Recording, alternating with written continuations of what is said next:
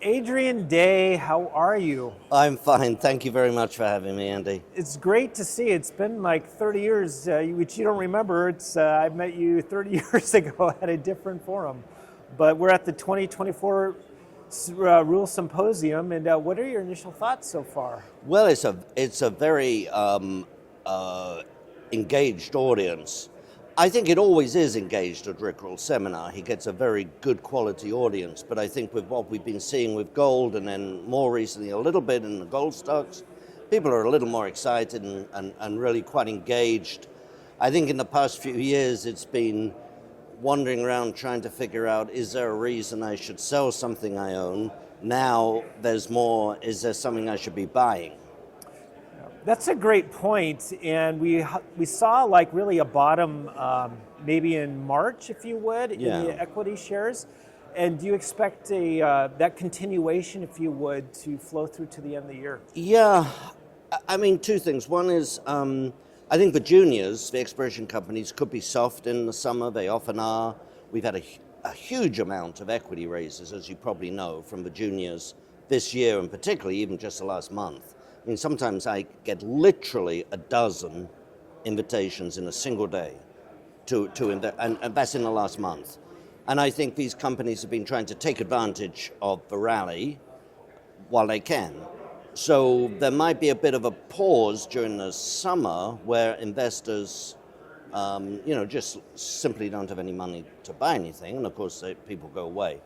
But I think overall, overall, a lot depends on the price of gold.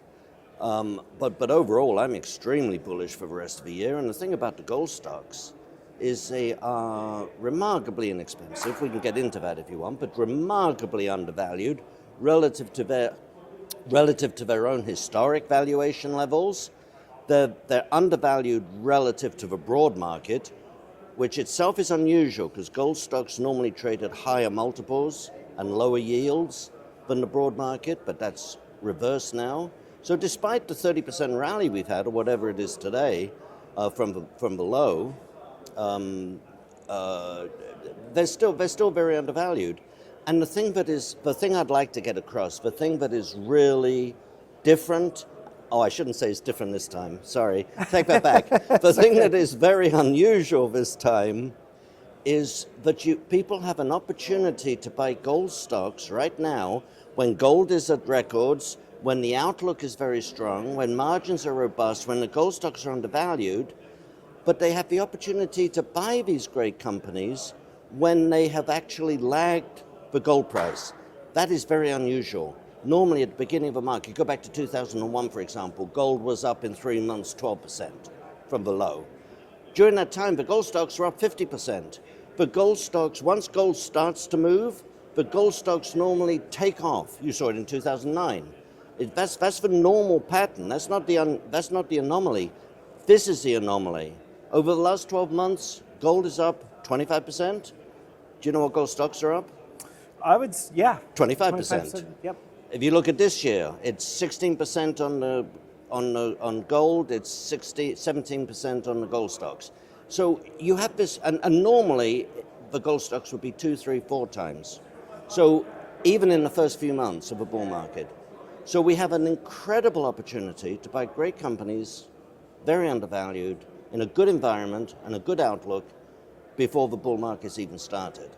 So I had Rick on the show maybe a month ago, and it really coincides with what you just said. He said, Andy, this is really, I see the perfect time, environment to become an investor. And it sounds like you're agreeing with that. No, absolutely. Because I mean, normally at the beginning of a market, especially it's often the gold bugs that miss the beginning of the market because you've been hanging around for so long waiting, and then suddenly you think you've missed it. We haven't missed anything. Yeah. So let's talk about that. Again, it seems like, as you just mentioned, in the summertime is usually we see a lull or a softness in the gold stock market. And then your expectation then, and that would be my expectation, but I'm assuming your expectation would be in the fall going into the end of the year, it will have a lot of strength and possibly money come back into the sector here. I think absolutely, but I think the softness will be more in the juniors. If you look at the senior gold stocks, you looked at the first quarter, we had very strong cash flows from most of the companies. A couple of companies like Barrick missed their guidance, but frankly, they still had strong cash flows, but most of the companies had strong cash flow. The second quarter, people haven't really focused too much on this, but the second quarter average gold price, $250 more than the average gold price in the first quarter. Remember, it was only in March that the gold price really took off. And so the average price in the first quarter was $2,070. If the gold companies had such if they had such strong cash flow results in the first quarter with gold at $2,070, with the average selling price in the second quarter $250 higher, and with the oil price only marginally higher, and costs in general more or less flat, actually, they should have stunning cash flows in the second quarter when they report. So I think a second quarter back-to-back of strong cash flows might start to attract the interest of some generalist investors. Might. Yeah. Okay, so that leads me to really two different questions, Yeah. really good questions. How would the average investor, what would you recommend them when they're evaluating a stock? That's number one. And the second question is there anybody here that you like or that you're looking at or considering, or they don't even have to be here? Yeah. What are you looking at? Well, I'm not a technical person. I'm not a geologist. I'm not a mining engineer. And so I look at companies maybe a little bit differently than, say, Brett Cook does or Joe Mazumdar, people I admire tremendously. Have you had him on the show? Yeah, okay, Joe. so, I'm having Joe on tomorrow. Okay. He's following okay. you. So, I mean, I really respect these people, but I'm not a geologist, so I have no edge in that. But the way I analyze companies is, first of all, balance sheets. I want to know that a company has a strong enough balance sheet to see through their plans for the next 18 months minimum, and also to protect them if things go wrong, because things can always go wrong. And an equal with balance sheet would be people. People, to me, are critical. People are critical in any business. I mean, you look at Apple, is it the largest or the second largest? It goes up and down, but it's one of the largest companies in the world. But nobody can pretend that a single individual did not play an overwhelmingly dominant role in making that company what it is. Right. And that's true of every company. It's true of Hong Kong Bank, for example. We used to own Hong Kong Bank when they used to pick their CEOs from within, people who had been at the company for 40 years and imbued the culture of the company. In fact, one of their CEOs actually started in the mailroom, believe it or not. But he was bright, he had 40 years of experience with the culture. When they started picking their CEOs from American investment bankers, that's when the company went wrong. And so people are critical, even with large companies. Now, with HSBC or with Nestle, which is one of my largest holdings, I don't have the opportunity to, play chums with the CEO. But the CEOs are critical. With the gold mining companies, I think it's true to say I know every CEO in the business. And some of them I know very, very well in terms of dinner, lunch, and as well mining trips. So people are critical, people and balance sheets, to me.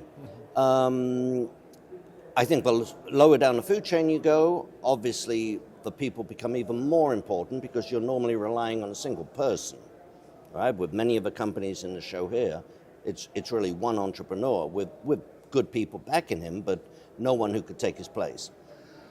There's a lot of companies here I like, both the seniors and the juniors. I mean, some of the seniors aren't exhibiting, but they're speaking. Sean Boyd, who, 40 years at Agnico and the chairman emeritus right now. I mean, Agnico is such a good company. And in terms of people, they have one of the things that really impresses me about Agnico, even over Newmont, Barrick, Franco, which I love, Wheaton, which I love, is they have a really strong depth of very, very strong people. So the new CEO that took over from Sean, I won't garble his name, I'm sorry, but incredibly strong. So Agnico is a great company, great balance sheet, great assets, well diversified, great pipeline, strong jurisdictions, low political risk profile, and so on. So that's one of the seniors. Among the juniors, oh my gosh,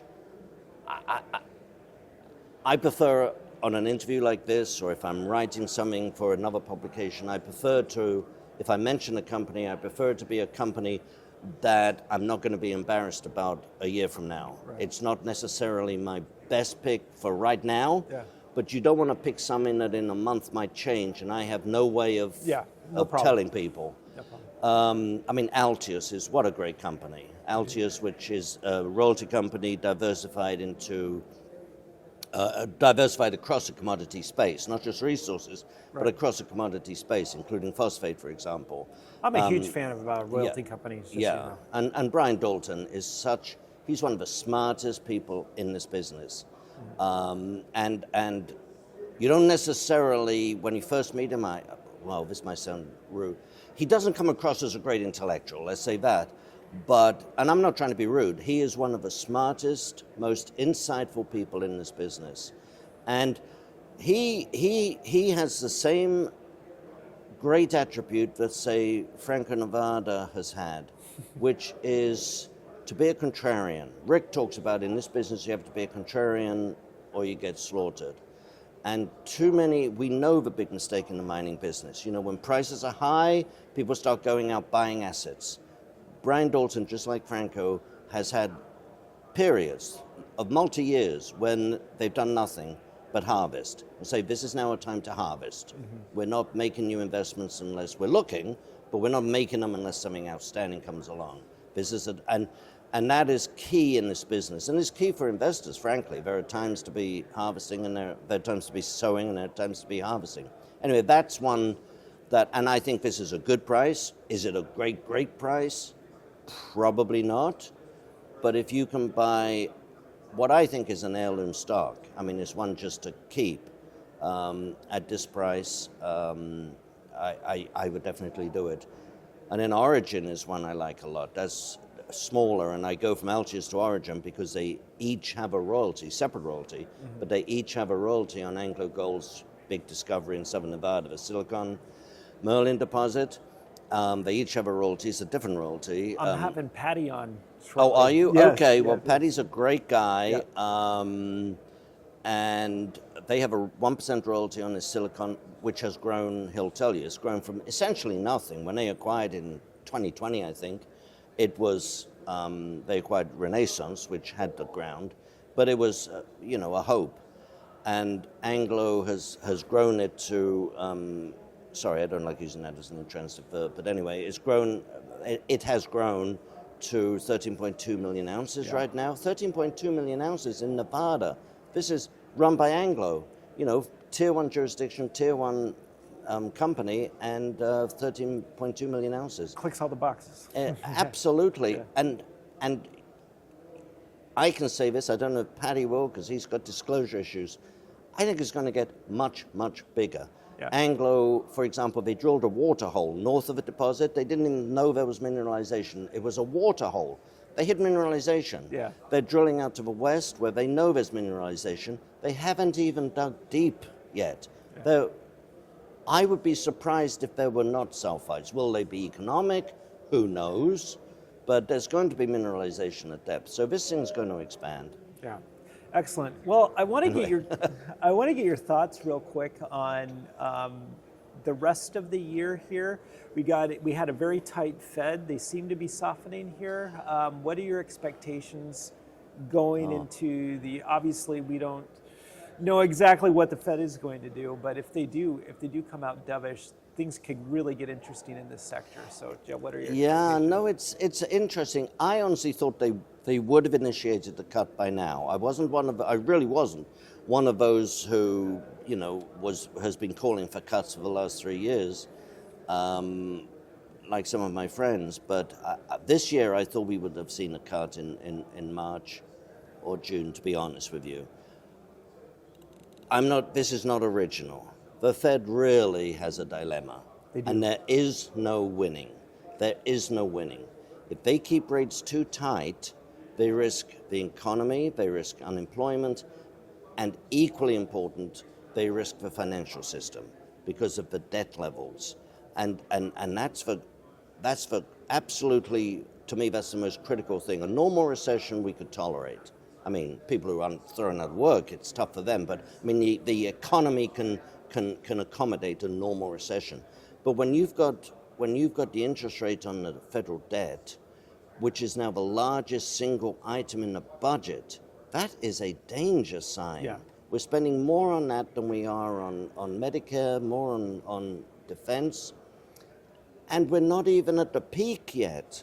This higher for longer mantra, they say, well, we don't need to raise interest rates, just keep them higher for longer.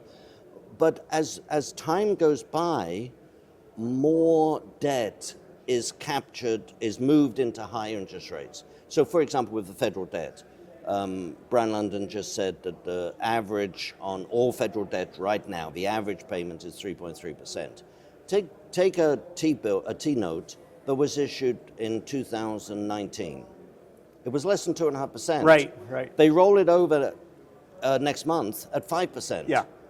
So that interest payment on the debt still has a long way up to go, long way up to go if they keep rates where they are. And of course, it's not just the federal government, it's commercial real estate, it's corporations. A corporation that did the same thing and needs to just roll over debt. Maybe they're profitable paying, let's say, LIBOR plus 3 or 4, maybe they're profitable paying 5% on their debt, but when it goes to 8 or 9% on their debt, suddenly that becomes a problem. Yeah. And that applies to individuals and households. The used car that you bought 8 years ago and has worked until now. Right. And you need to buy a new used car. Right. And you need to finance it. You're going to have to pay a lot more now than you did on that old pile of junk. So the longer we keep interest rates where they are, the more and more people get into trouble. I haven't answered your question, have I? So that's the dilemma. I mean, if I were Jerome Powell, which thank goodness I'm not, that's what I would be looking at. And yet, you start to cut rates. He knows full well that inflation is not under control yet. Mm-hmm. I mean, even with the latest numbers we've had that have come down a bit, 3.6 on the CPI, 3.3 for people who don't need to use any power. It's more than 50% above their own arbitrary target. And let's not forget, 2% inflation. If you could keep inflation at 2% forever, that's not stable money. Right. But of course, if you have it at 2%, it doesn't stay there forever. But so even their own arbitrary target, they are missing miserably, and he knows that. You look at oil price going from, what was it, 71 6 weeks ago to 83, correct me on the numbers. No, that's sorry. right. Yeah. I'm not an oil analyst, so. You're but, right. I mean, you look at that jump. Does anybody seriously think that rise in the price of oil is not going to feed into the price of goods in the stores? Yep. Every good in the store is transported. Mm-hmm. It might be a short distance, it might be a long distance. Yep. So that's going to feed into the price of goods in the stores. So, we're only going to see the number, and of course, if you look at September, October, November last year, we had low numbers, which means that the year-on-year comparison is going to look only worse. That doesn't affect the reality, but it affects the newspaper headlines for 3 months when the year-on-year comparison has gone up. So, yeah, I think let's get back to your question, sorry. In answer to your question, they truly have a dilemma. Yeah. Either way they go is bad. I would be surprised, frankly, if they cut rates, unless they do it, they have a meeting this month, right? Yeah, end of the month. Unless they do it this month, we don't have one in August, I would be surprised if they do it 2 months before the election. I know Powell says they never consider the election, but that's just BS. Right. Of course they think, at the minimum they know it's there, Right. And they don't want to be accused of political interference. So cutting rates for the first time, 2 months before the election would be would be controversial, let's put it that way. Yeah. So if they don't do it this month, I think we have to wait till after the election. Yeah. It's interesting. What did that saying? What's that saying? Is may you live in interesting times. Yes. That's where we're at. Adrian, if people want to do business with you, how do they find you, and what's the best way to reach you? Well, the website is adrianday.com, and that shows us the newsletter, all the money management. That's probably the best way. I can give an email, assetmanagement@adrianday.com. Excellent. I will put all of this in the show notes on both the YouTube channel as well as on Apple and Spotify. Adrian Day, it's always a pleasure. It's always a great talk when I talk with you, so thank you so much. Well, thank you, Andy. Thank you very much. You bet.